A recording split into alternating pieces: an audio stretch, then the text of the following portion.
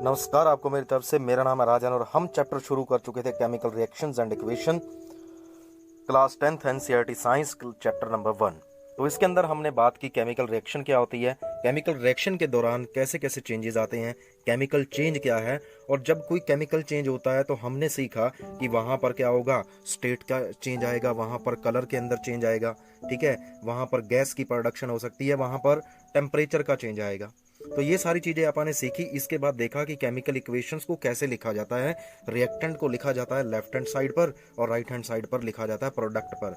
ये arrow indicate करता है किसी चेंज को कि यहाँ पर कोई कुछ क्या है, चेंज हुआ है। इसके बाद राइटिंग केमिकल इक्वेशन।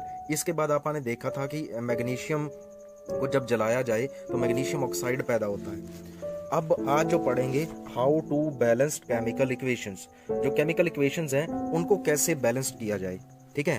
तो हमें पता है लॉ ऑफ कंजर्वेशन के बारे में, law of conservation of mass, यानी कि जितना मास क्या है किसी भी चीज रिएक्टेंट्स का एक रिएक्शन में पार्ट लेगा उतना ही मास क्या है प्रोडक्ट में हमें मिलने वाला है, ठीक है। तो the mass of elements present in product is equal to the mass of reactant, ठीक है। तो there will be no loss, तो वहां पर कुछ भी लॉस नहीं होगा, ठीक है। अगर हीट वगैरह एनर्जी वगैरह रिलीज होती है तो वो मास एनर्जी के रूप में कन्वर्ट हो गया है, ठीक है।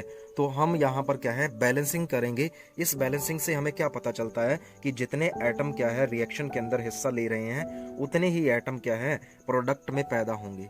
फॉर एग्जाम्पल हम मान लेते हैं क्लोरीन गैस का एक मॉलिक्यूल, दो मॉलिक्यूल इकट्ठा रहते हैं। अगर वो लेफ्ट हैंड साइड पर दो क्लोरीन मौजूद हैं, दो एटम मौजूद हैं, तो राइट पर भी क्या है दो ही क्लोरीन वहां पर हमें मिलने वाले हैं। यहाँ पर एक रिएक्शन के बारे में लिखा गया है, जिंक और सल्फ्यूरिक एसिड।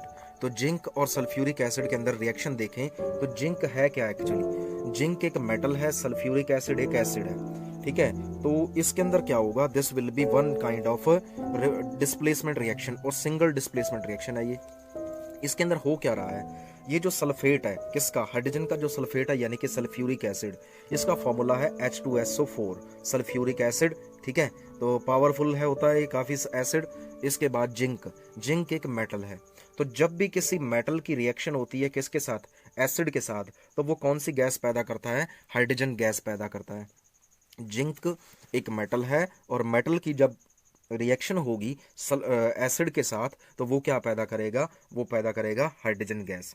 तो अब यहाँ पर देखा जाए इस इक्वेशन के अंदर क्या है, जिंक का एटम कितने हैं, एक है, और यहाँ पर मॉलिक्यूल के अंदर सल्फ्यूरिक एसिड के मॉलिक्यूल के अंदर हाइड्रोजन कितने हैं, दो हैं। H के नीचे ये लिखा हुआ है 2, तो इसका मतलब दो हाइड्रोजन यूज हो रहे हैं, ठीक है।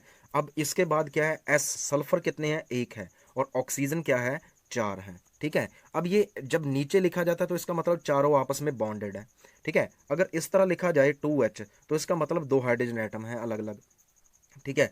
अब क्या है यहां पर देखें तो टोटल एटम्स कितने हो गए, ये हो गए जिंक का एक, उसके साथ साथ क्या है हाइड्रोजन के दो, सल्फर का एक और ऑक्सीजन के चार, तो दीज आर टोटल 8।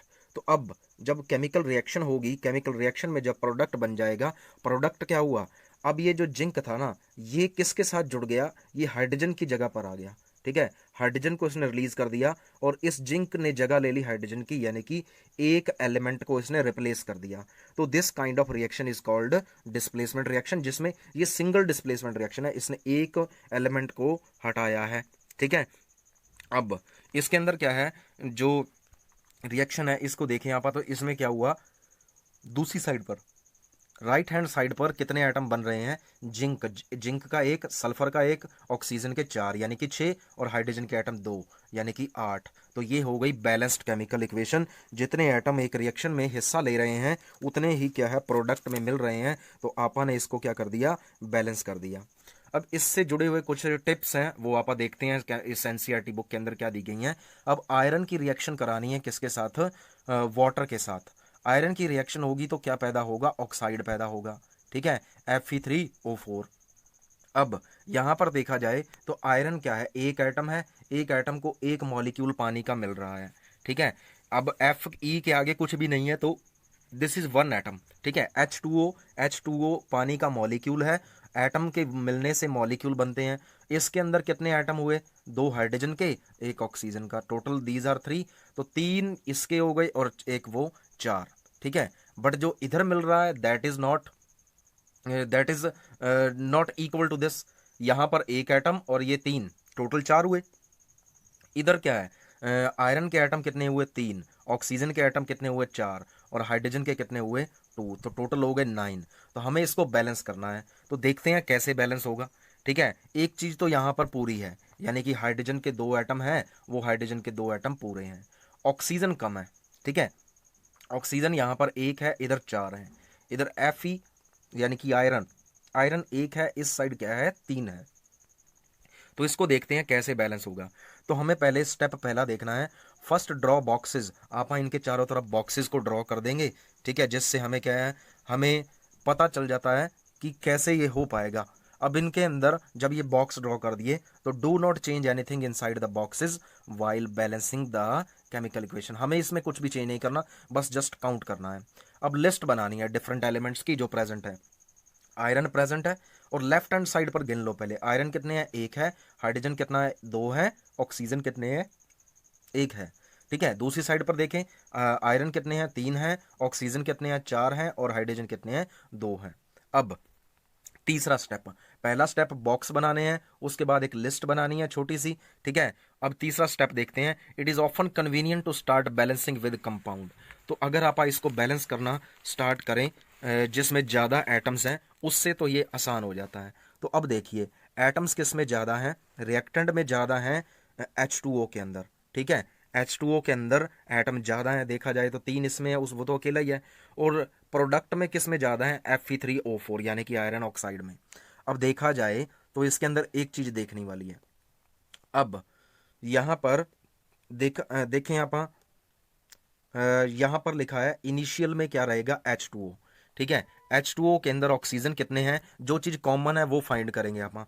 O इसमें कॉमन है। अब देखा जाए इसमें 1 है और इधर कितने हैं 4, यानी कि ये 4 गुना हो रहा है। तो इसके साथ क्या है 1 मल्टीप्लाई कर दें, सॉरी इसके साथ 4 मल्टीप्लाई कर दें तो इसके 4 मॉलिक्यूल आ जाएंगे, इधर वाली साइड ऑक्सीजन पूरी हो गई। पहला स्टेप क्या था, हमने पहले बॉक्सेस लगाने हैं, फिर क्या है उसकी बनानी है एक लिस्ट, सारे एटम्स को काउंट कर लेंगे आप। अब इसके बाद स्टेप जो तीसरा था वो हमारा पूरा हो गया है। हमने एक चीज जो मैक्सिमम नंबर ऑफ एटम थे वो क्या है पूरे कर लिए हैं रिएक्टेंट और प्रोडक्ट में। अब जो आपने किया है उसको लिख दो उन डिब्बों के, उन बॉक्सेस के बाहर। तो आपने 4 से मल्टीप्लाई किया है हाइड्रोजन यानी कि वाटर को मल्टीप्लाई किया है, तो 4 यहाँ लिख दो आप। तो इधर हुआ, इधर क्या है हमारे ऑक्सीजन पूरे हो गए। अब देखा जाए स्टेप 5, अब इसमें क्या हुआ, जब आपने 4 ऐड किया तो इस साइड क्या है हाइड्रोजन कितने हो गए, हाइड्रोजन हो गए 8, क्योंकि हाइड्रोजन 2 इकट्ठा रहते हैं। तो एक एटम में हाइड्रोजन के 2 हैं, 2 एटम एक मॉलिक्यूल में, दूसरे में भी 2 हुए, तीसरे में भी 2 हुए, चौथे में भी 2 हुए, टोटल 8 हो गए। तो 8 हाइड्रोजन इधर हैं बट इधर कम है। अब देखा जाए तो अब आप क्या देखेंगे, वो जो चीज आपने पिछले में बराबर की है उसको अगले स्टेप में करते हैं। तो यहाँ पर देखिए, यहाँ पर 8 थे, इधर वाली साइड राइट हैंड साइड पर थोड़ा क्या है कमी चल रही थी। तो आप इसको 8 बनाने के लिए क्या करेंगे, 4 से मल्टीप्लाई कर देंगे। यहाँ पर देखिए हाइड्रोजन को मल्टीप्लाई किया है, यहाँ 8 के 8 वैसे के वैसे रखे गए हैं। अब क्या है अगला अगला स्टेप क्या बन गया, अब इसके अंदर क्या हुआ है, जब दूसरी साइड को 4 से मल्टीप्लाई किया, पहले में ये किया दूसरे में ये। अब देखिए 8 हाइड्रोजन इधर हो गए, 8 इधर हो गए, पूरे हो गए। अब बचता है कौन, ऑक्सीजन। ऑक्सीजन यहाँ पर आपने पहले ही क्या है पूरा कर लिया है। ऑक्सीजन यहाँ पर एक मॉलिक्यूल, पानी के मॉलिक्यूल के अंदर एक ऑक्सीजन है, अगले में भी एक होगा, अगले में भी एक होगा, तो तीनों मिलकर के 3 हुए। तो 3 यहाँ पर पूरे हो चुके हैं, सॉरी 4 होंगे, क्योंकि 4 चाहिए हमें ऑक्सीजन। तो अगले आइटम में भी क्या हो गए, 4 पूरे हो गए, मॉलिक्यूल में पूरे हो गए। अब रह गई है बात आयरन की, जिसमें सबसे कम एटम है, यहाँ पर 1 लिखा है, ठीक है। इधर कितने मिल रहे हैं हमें, 3 मिल रहे हैं। तो इसके आगे क्या लग जाएगा, इसके आगे जो अगला स्टेप आएगा, अगला स्टेप आएगा 5th, उसके अंदर आयरन की कमी थी तो उसके साथ आपने क्या लगा दिया, 3 लगा दिया।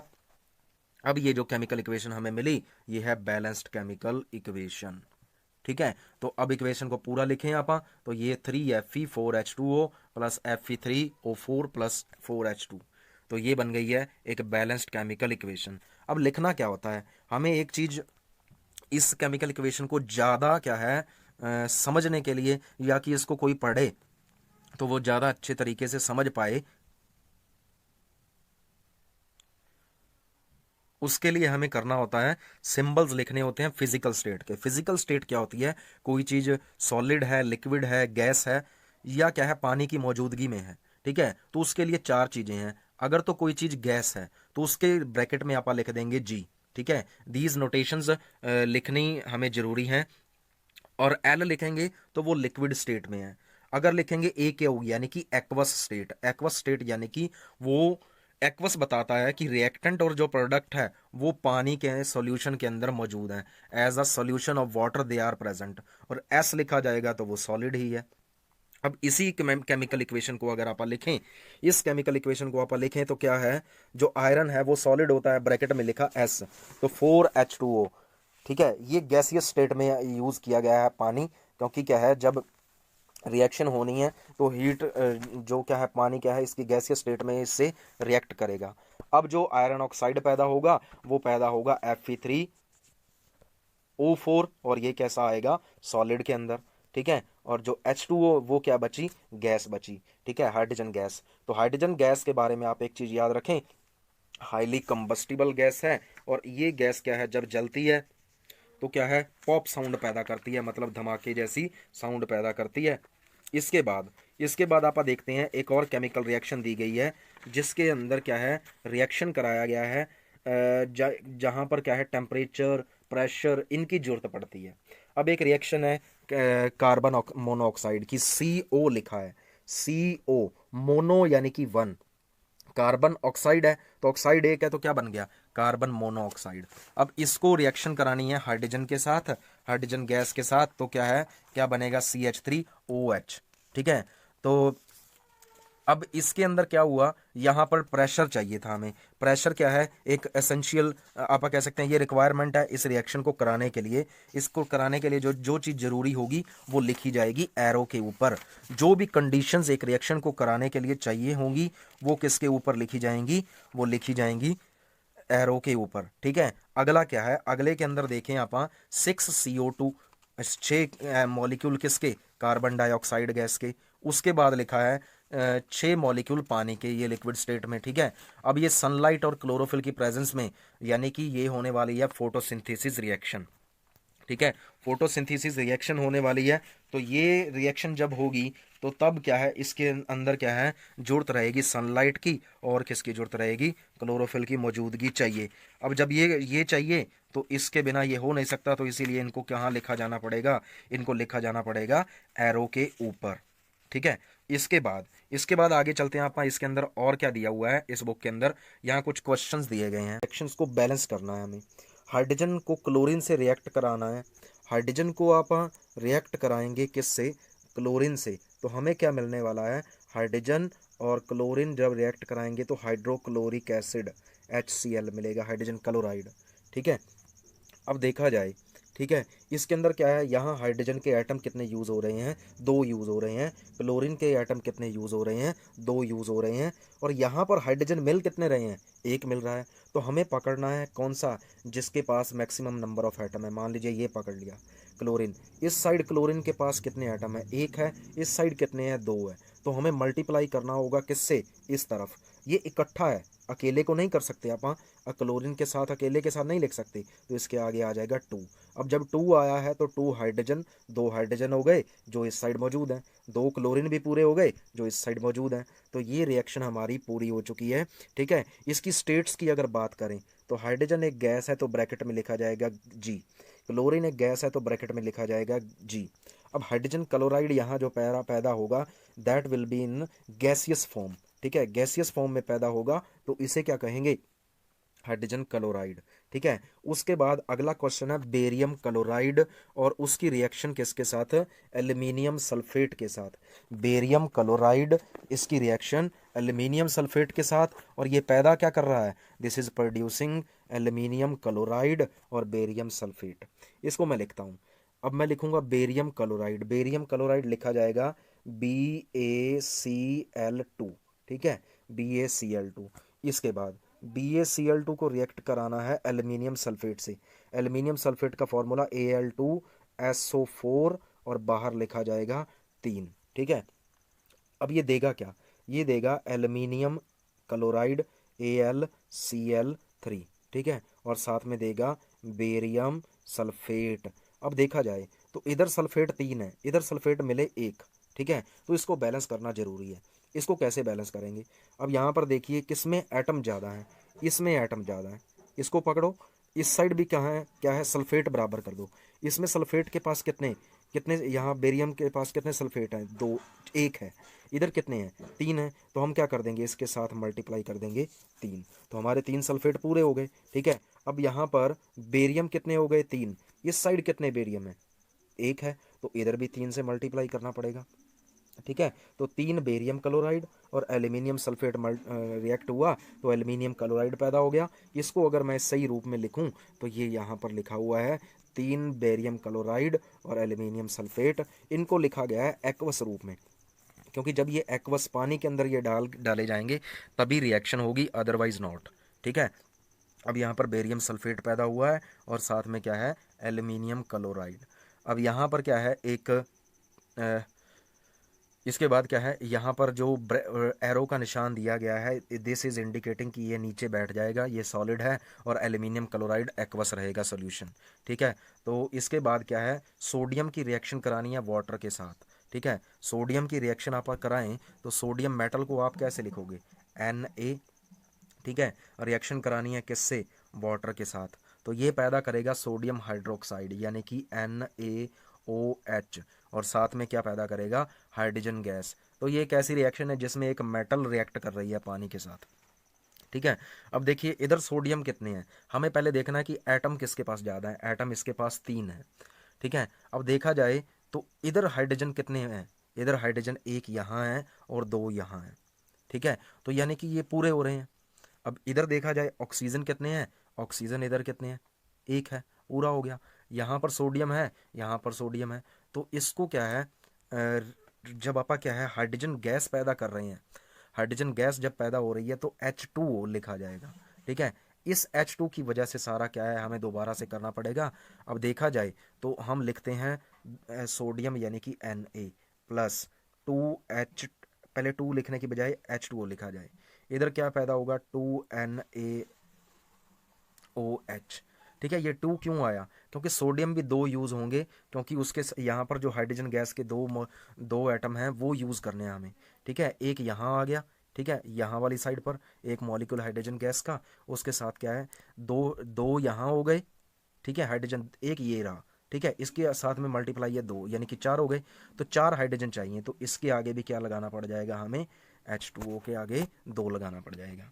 तो सोडियम इसको बैलेंस करने के लिए 2 की जरूरत रहेगी, तो ये क्या है हमारी इक्वेशन पूरी हो गई। अगला अब अगर देखें तो अगला है हमारे पास बेरियम क्लोराइड का सॉल्यूशन है और सोडियम सल्फेट, दोनों सॉलिड हैं, इनका सॉल्यूशन बनाना पड़ेगा पानी में।